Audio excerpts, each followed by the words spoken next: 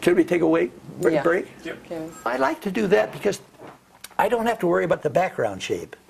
Oh, wait. We got to start. Do you remember where you left off? No. Okay. Well, this one painter I can't think of, he made a remark. He liked doing what he was doing because he'd have to think about the background shape. I couldn't believe that. The background shape is the other half of what's important. And I would shock the graduate student here at UNM. All right, that high stool in the kitchen, or I'd hang up a plant which is fairly simple, the shapes are simple. I'd put up the chair, the stool, red cloth in the back and maybe yellow on the floor. They're not allowed, they're only, I want you, tell me where the red shapes are. You draw just the pieces of red that you see, and then just the pieces of yellow that you see. The byproduct, obviously, is a stool. But they won't have to worry about these other details. That's an important ingredient of painting, where the object is not.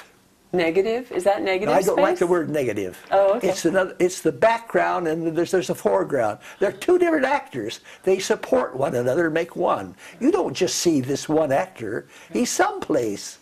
And where he's no place is very important. Excellent. Yeah. Any other thoughts you have as an art teacher? I talk a lot. Which I think, teaching is very seductive, and teachers also have the typical teacher's disease. You can say something that's orange, and you can variation it. You can so many variations they forget what the student was going to do. That's suicide and murder at the same time. The poor student is being killed, and you're dropping dead. You've got to come to the bloody point, leave. I hear you. What would be one of the more important things you could teach a student? I think just what I got through saying, that's the most important thing. The pieces that make up the painting. That Rembrandt, for example, on the wall there, what is so fascinating is the places where there is no drawing. And it's delicious. And then you see, there's a sequence of activity.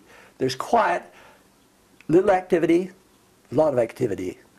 One of the crucial area of painting is large, middle, and small.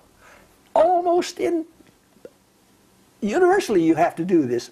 Big, less big, small. Bright, not so bright, dull. Intensity, that's the thing. If you look at a tree, it's a variation of a vertical. It's delicious. It goes vertical, and then there's these students get a little off the ordinary, so they go oblique. Now the marvelous thing is, they get so oblique, they become horizontal, and they celebrate by having a leaf on the end.